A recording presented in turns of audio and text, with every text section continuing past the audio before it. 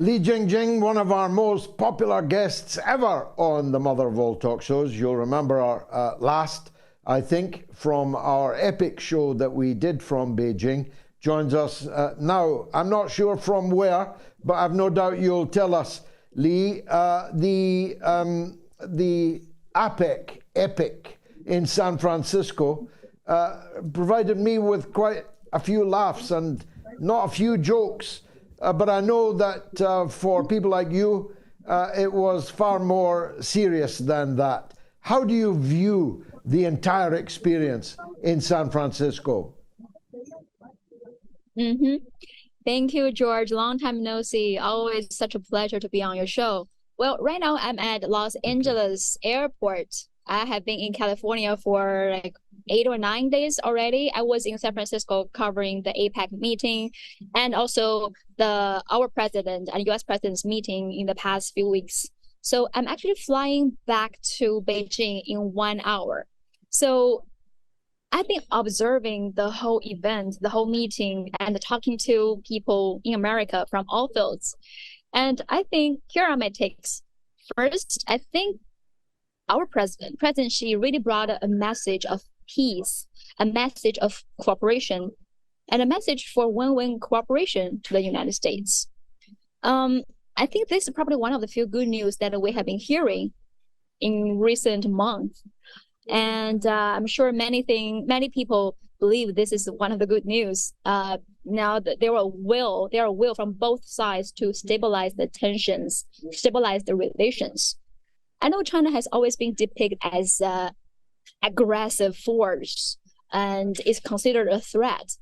But if one really looks into what China's leaders have been saying in multiple international occasions, the message has always been clear and consistent. China seeks peaceful development and win-win solution and not interested in being a hegemony. So, I mean, I'm not sure how many have read the quotes from our leaders. I think those quotes really shows a friendly message. For example, President Xi said to the United States when he was delivering a speech at the welcome dinner in San Francisco, he said, major competition cannot solve the problems facing China and the United States or even the world. The world is big enough to accommodate both countries, and one country's success is an opportunity for the other. And he also reassured to the United States, China does not have a plan to surpass or unseat the United States. Likewise, the United States should not scheme to surpass or contain China. And he really emphasized the message that as long as the two countries respect each other, coexist in peaceful and pursue win-win cooperation, they will be fully capable of rising about differences and find the right way for the two major countries to get along with each other. And disagreement should not be the gap that keeps two countries apart. Instead, the two countries should look for ways to build bridges to help them walk towards each other. So, I mean, if you really carefully look into the message from China's leadership, they want to have friendship, to find agreements with the United States to work together. And I want to my observation. He was just one more before you come back in. He was a very elegant suitor, a very impressive one. Xi Jinping is a very, very impressive man and leader, but it takes two to tango. What makes you think that Joe Biden, who couldn't contain himself in his characterization of China, of the president, of its leadership, for him, it's an Oriental dictatorship. What makes you think he's interested in dancing? Well, for that comments, China's Ministry of Foreign Affairs already condemned that. But that little things should not stop. We see the bigger picture. So far, there are a lot of announcements on cooperation. And for example, both sides agree on cooperation in trees technology, in dealing with climate change, less economic war, less provocations on the Taiwan issue. These are the announcements. But if they really can be delivered, this will bring a new era to U.S.-China relations if both sides put their words into actions. But from my standpoint, I think it really depends on whether the U.S. can deliver, can put all these words into actions. For example, as we remember a year ago at the Bali meeting, both sides also reached a certain agreement, but the U.S. didn't follow it. But I'm having a little bit more confidence into this because right before this meeting, people from all fields from China and US have been laying the groundwork for this meeting with two leaders. I can draw a bigger picture for everybody else here. Before the two leaders met in San Francisco, there were already a lot of exchanges in different fields from US and China. For example, California governor visited China, multiple cities, visited different businesses. And actually, he was quite respectful when he was in China. One of the few American politicians that were actually being respectful when they were in China.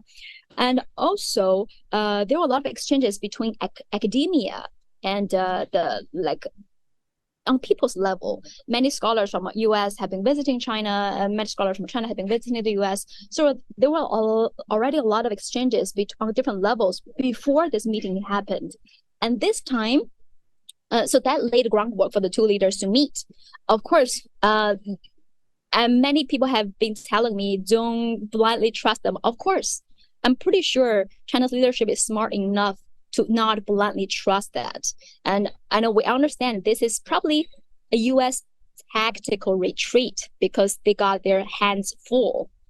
But at least for now, it will bring us stability, and especially the stability and growth in Asia Pacific region. So this meeting, I think, is not just good for China and the US. It's good for entire Asia Pacific meeting. As many economic experts said, well, especially in leading this region, they don't want to choose sides between China and US.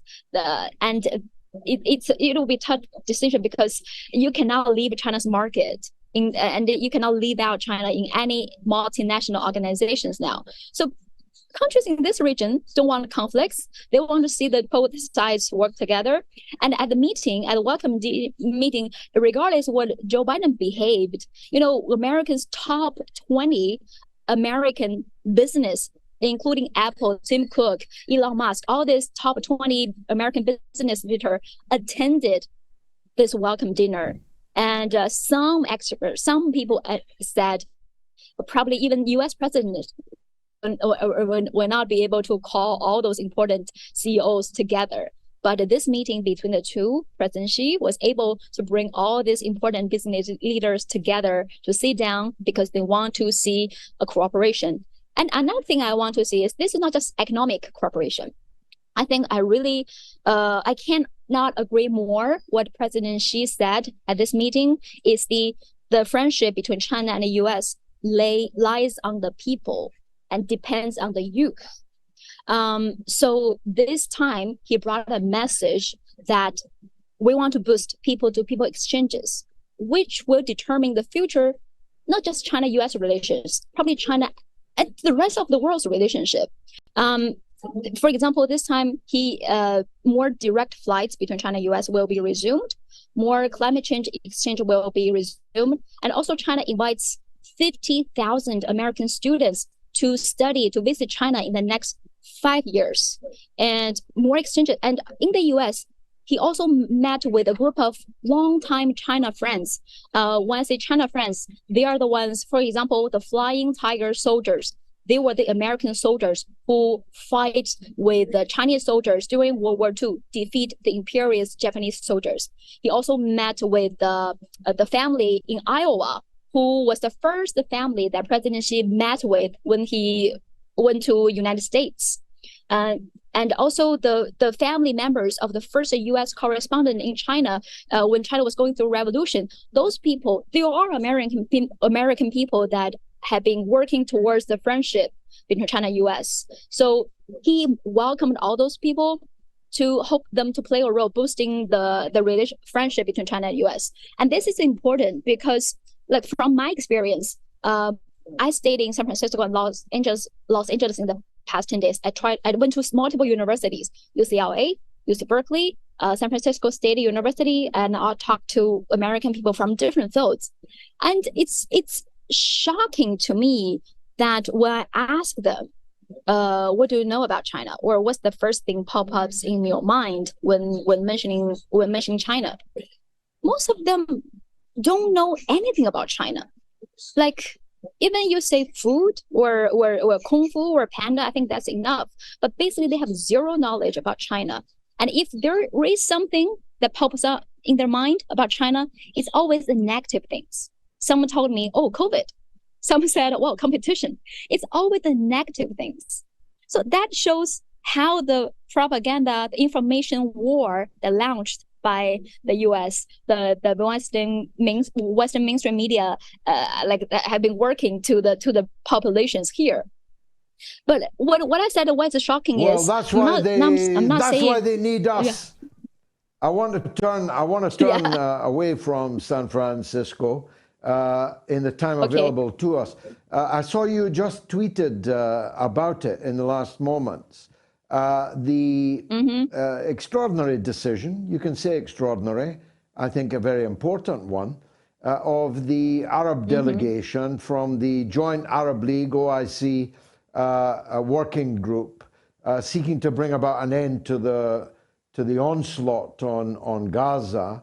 They're headed not to Washington, still less to London or Paris. They're headed to China. This is very significant. And how do you think they'll be received in China? What might happen? I think this is a major step. And this was announced right after President flew back to China from the United States. So, I mean, look at the efforts to making progress, to making peace from China's leadership. First, stabilize the tensions between the U.S., stabilize the tensions in Asia Pacific. Now, they are stepping in to solve the crisis in the Middle East. And this is if this really works, this will change the world.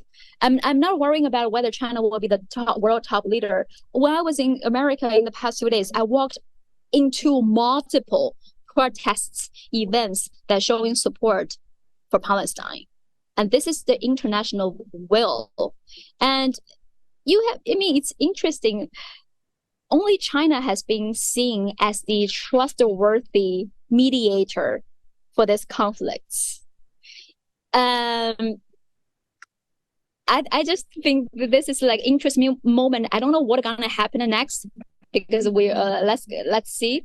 But I hope this will provide a solution to solve the crisis that has been so crushing to all of us, and provide a just settlement for Palestinians.